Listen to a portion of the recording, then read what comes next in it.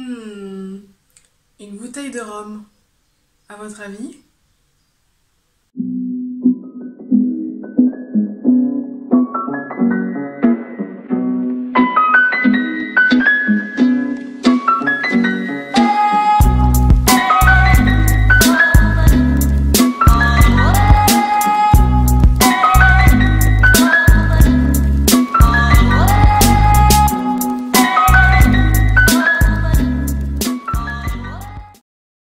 Bonjour à tous et bienvenue pour la vidéo Rum and Coca-Cola ou plutôt tout simplement Terrarium en bouteille.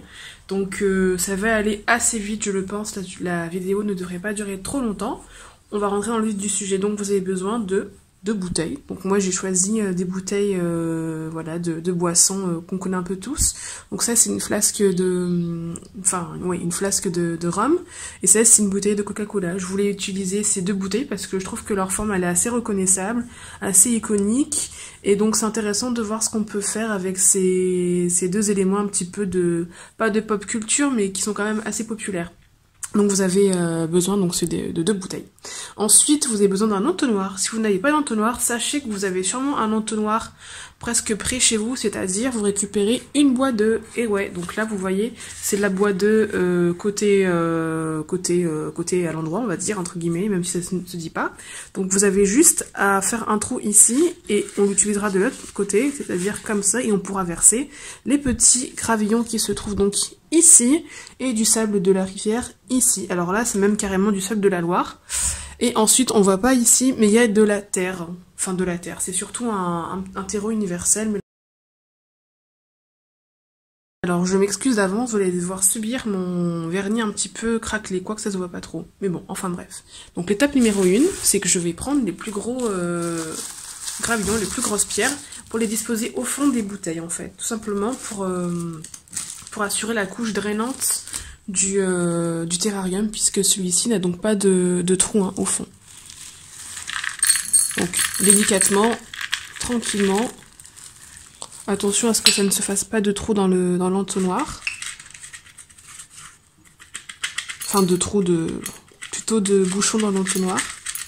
Donc n'hésitez pas à tapoter hein, parce que les gravillons ont différentes tailles et des fois ça peut boucher en fait, comme là. Allez mon coco. On voit que ça marche quand même. Donc l'idée c'est d'avoir une couche de gravillon à plat quoi. Pas besoin d'avoir forcément 3 cm. C'est juste une couche qui tapisse le fond de la bouteille. Résultat. Voilà, je crois qu'on est plutôt pas mal. Super, Coca-Cola. Trop bien, qui l'aurait cru? Disclaimer, je ne bois pas de Coca-Cola. J'ai dû récupérer cette boîte auprès d'amis. Donc là, ce que je vais faire, c'est que je vais tout simplement me concentrer sur la bouteille de Coca-Cola. Et vous verrez la bouteille de rhum bien plus tard. Seconde étape. Je vais donc prendre cette fois-ci le sable de la rivière. Donc là aussi, qui a un effet drainant en fait. Hein, pour que l'eau s'écoule facilement au fond de la bouteille. Et qu'elle ne stagne pas non plus. Et que ça ne fasse pas un bloc compact avec la terre qui sera dans la couche supérieure. Donc là aussi, tranquillement, l'entonnoir. Franchement, c'est super pratique. Bon, ça tombe sur le côté, c'est pas très grave. Hein. Je suis pas très loin de mon balcon. Je passerai un petit coup et ensuite je mettrai le reste eh bien, dans le sachet. Voilà. Donc je ne sais pas si vous voyez distinctement, on voit un petit peu les graviers, c'est la partie la plus grise. Et là, on voit le sable de la rivière. Je crois qu'on est plutôt pas mal. Voilà. Troisième étape. J'utilise toujours mon entonnoir fait maison et qui me coûte 0 € et qui sera réutilisable assez longtemps si je le conserve loin de l'humidité et de l'eau. Donc je vais venir mettre la terre. Vous pouvez mettre soit avec votre main, soit sinon, si vous êtes un petit peu phobique de la terre, enfin ce que je n'espère pas pour vous, vous pouvez utiliser une cuillère. Donc là aussi, on tapote, on bouge de manière à faire tomber la terre à l'intérieur. N'hésitez pas à enlever dans votre terreau si vous voyez un petit peu des gros débris, du style des cailloux ou des branches, vous pouvez les enlever. Hein. C'est pas forcément indispensable pour le terrarium, même si ça gêne pas. Moi, je préfère les enlever en fait. Bon, là, ça bouge, il va falloir prendre quelque chose. Je reviens tout de suite. N'hésitez surtout pas à prendre une branche de bois. Toujours avoir une branche, voilà, sur son balcon, dans son jardin, ça aide. Franchement, ça aide. Donc là, on va tout simplement appuyer hein, pour faire tomber la terre. Donc là, on va avoir une couche de terre beaucoup plus épaisse, contrairement au sable et au gravillon. Ce que vous pouvez également faire, si vous êtes adroit, c'est tout simplement de mettre directement la terre dans la bouteille, sans passer par un entonnoir. Donc comme ceci.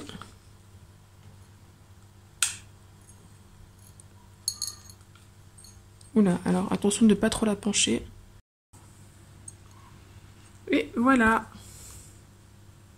Super. Donc là, on a une bonne couche de terre, avec la couche de gravier qui va drainer. C'est trop bien. Maintenant, on va passer à l'étape la plus délicate, c'est-à-dire faire entrer cette espèce de morceau de mousse, vraiment mini morceau de mousse, d'ailleurs un petit peu sec, avec cette plante grasse au sein de la bouteille. Donc on va poser ça tranquillement. Voilà. Un petit peu incliner la bouteille.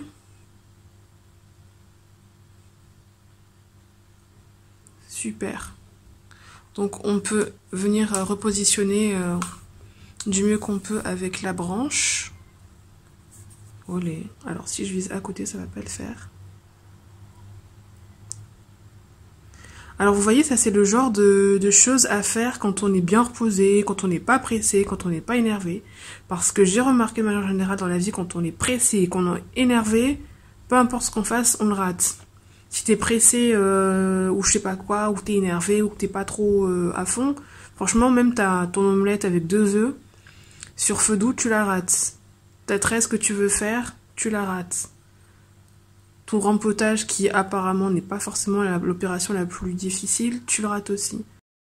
Super, super, super. Et je suis trop contente, regardez-moi ça. Qui pensait qu'on pouvait faire des choses bien avec du Coca-Cola? Voilà. Alors super, on va aussi faire un tuto. Vernis sur les mâts, parce que là ça va pas du tout ma chérie. Hein. Bref. Dernière étape, c'est que je vais tout simplement arroser un petit peu. Avec une bouteille d'eau minérale. On va éviter l'eau du robinet parce que c'est assez calcaire et ça peut être un petit peu atrophiant et mauvais pour le terrarium.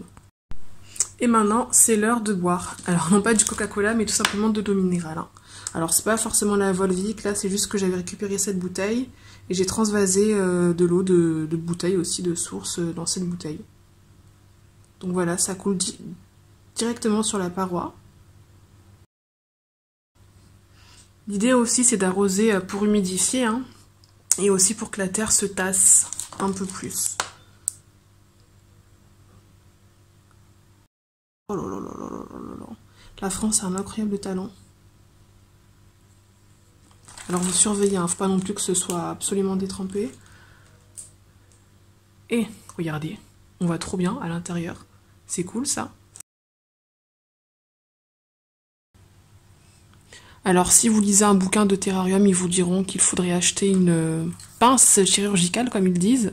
Moi, je fais avec les moyens du bord et je pense que c'est pas forcément mauvais. En tout cas, on verra si ça porte du fruit ou pas. Voilà. On va maintenant... Oh là là, regardez, c'est super. C'est trop bien. Je kiffe. En plus, il y a le reflet de la lumière de la bouteille sur le sol, c'est trop bien. Enfin bref, on va maintenant arroser.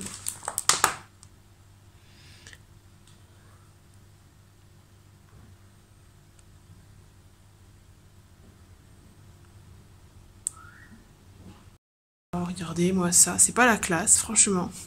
Et c'est pas la classe, ces ongles pourris là, avec le vernis qui part.